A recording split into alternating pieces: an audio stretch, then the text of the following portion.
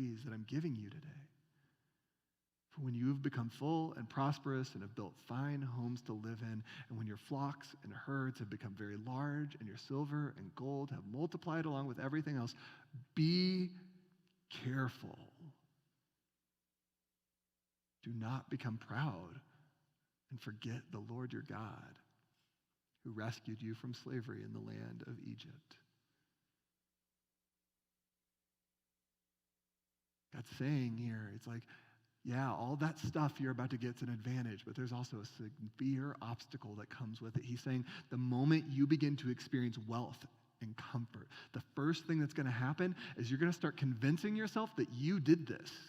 You earned this. This is because you're better than other people. You worked harder than other people. You're more good than other people, so you deserve this. God's saying, listen, what I'm giving you has the potential to be a good thing, yes, but it also has huge potential to be an obstacle, to distract you from who you are. Which is exactly what ended up happening to the Israelites in the story.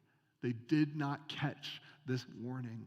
Everything God said would happen is what ended up happening to them, and it has the huge potential to do the same thing to you and me as well.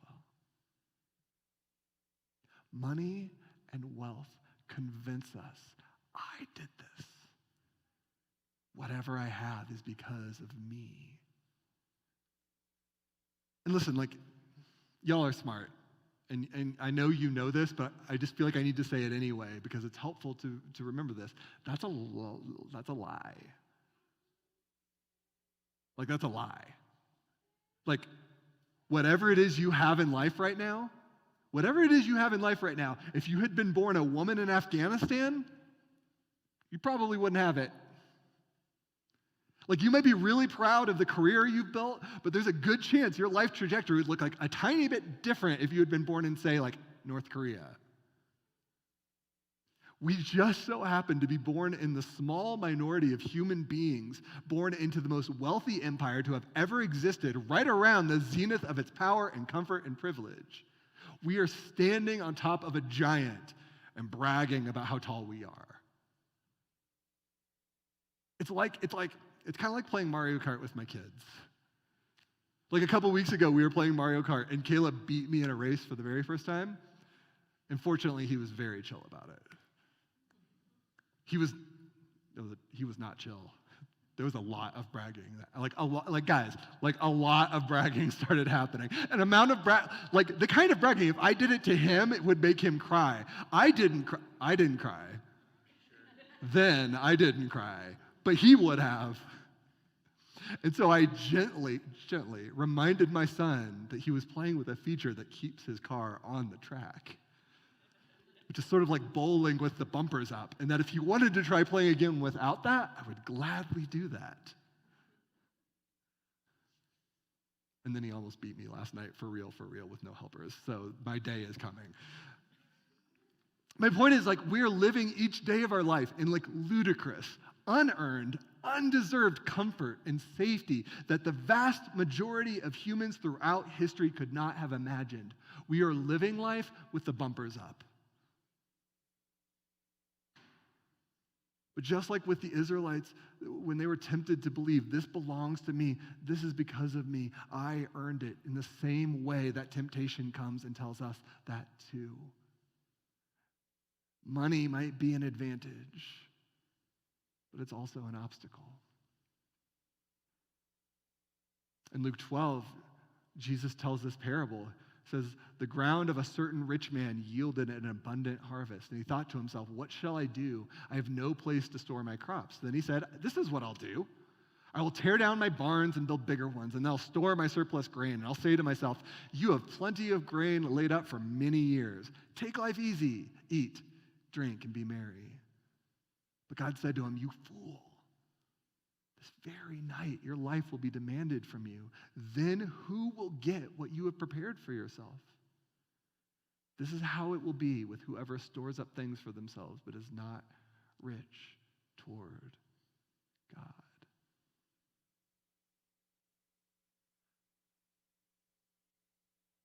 See, the reality of our lives is that most of what we build and collect and spend time focusing on isn't going to last.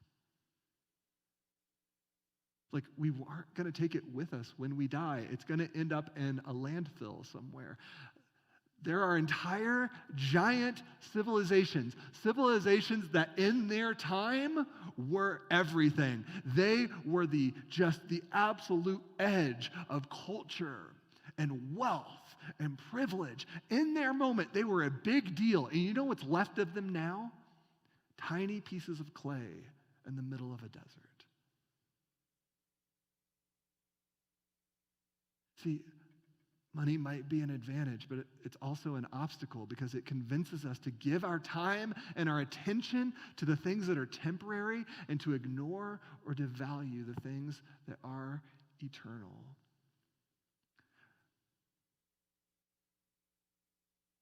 And this is why in our passage from James today, he says this. Listen to me, dear brothers and sisters. Hasn't God chosen the poor in this world to be rich in faith? Aren't they the ones who inherit the kingdom he promised to those who love him? James says God has chosen the poor in the world to be rich in faith. James is writing this to house churches scattered around the Roman Empire, an empire obsessed with wealth and status, of massive, unbridgeable class divides, where to become a Roman citizen was nearly impossible, but if you could pull it off, you had all the advantages. And James says, no. God has chosen the poor in this world to be rich.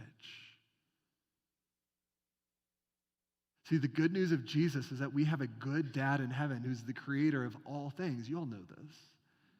And that we can give our lives to him, and that when we do, that he will move through us in power to bring healing and redemption and hope and beauty to this world. And that as you do that, you'll experience a peace and a love and a hope that you've never known and never experienced it before. And then on the other side of that, on the other side of death, is a world made new where everything is made right again.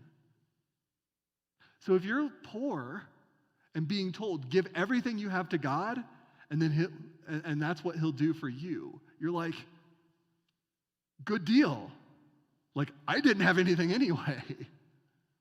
It's like having no money in your bank account and someone who just finished a job in the executive suite of Charles Schwab is like walking out toward their Ferrari and says, like, do you want to swap debit cards? Like, sure, there's like a small risk there, but there's a pretty good chance you're coming up ahead in that deal. This is why you are seeing Christianity. This is why we see Christianity exploding in the impoverished areas of the world. Because in areas of extreme poverty, but when Jesus comes in and it says, if you love your life, you'll lose it. But if you lose your life for my sake, you'll find it. They're like, well, here you go. We are the ones who don't understand. We're the ones who don't get it. It's those of us who are rich who have something to lose. We've become paralyzed by the fear of losing what we have. We can't imagine our lives without it.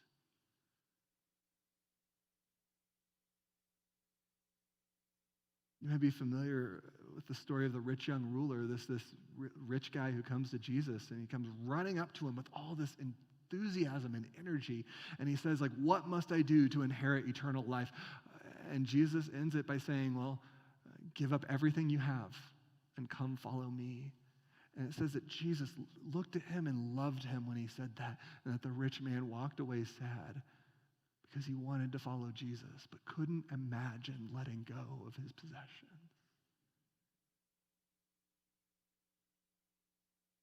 And that's us. We want to say yes to Jesus. We want to follow him, but we're scared. We're scared of what it might cost us. In James, in that passage again, it says, yes, indeed, it's good when you obey the royal laws found in the scriptures. Love your neighbor as yourself. But if you favor some people over others, you're committing a sin. You're guilty of breaking the law. For the person who keeps all of the laws except one is as guilty as a person who has broken all of God's laws. For the same God who said, you must not commit adultery, also said, you must not murder. So if you murder someone but don't commit adultery, you've still broken the law.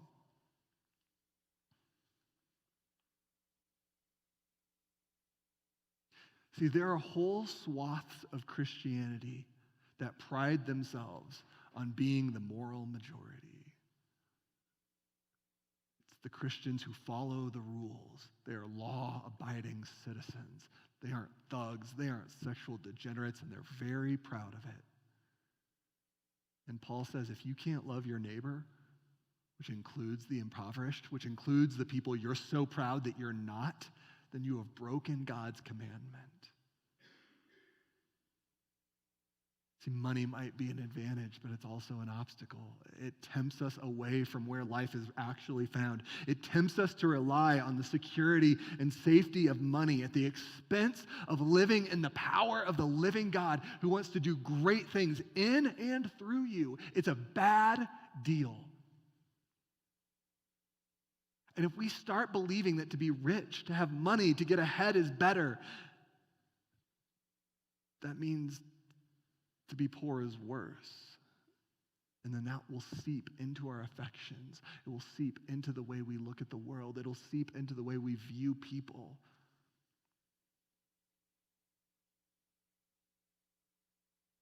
In verse 6, James says, but you dishonor the poor. We live in a country that dishonors the poor. If you get too far into a conservative point of view of things, then everyone has the opportunity to pull themselves up by their bootstraps, and we're the land of equal opportunity, which means that if you're poor, it's probably mostly your fault. And you're probably lazy.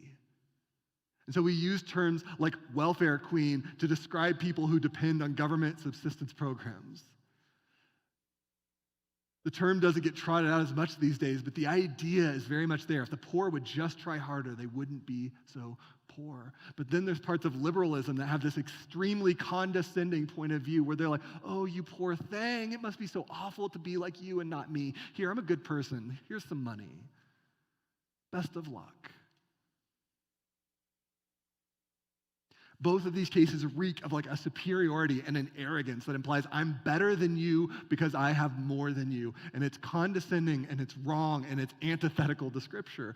Our job is to recognize that if we are in a position of privilege or wealth or comfort, it is not because we earned it. It is something we have